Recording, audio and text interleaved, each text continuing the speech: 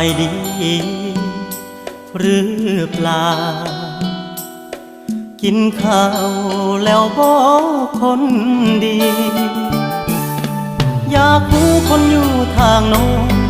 ยังคิดทอดคนทางนี้อยากฟังถ้อยคำหวานๆเดิมๆซ้ำเก่าฝากฟังมือขวางกันที่ทำงานห่างกันสองห่าง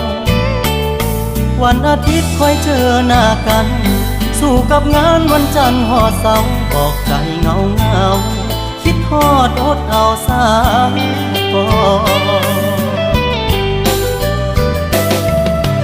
ยังอยู่ห่างสายตาลมหนาวผ่านมาห่มผ่านหนา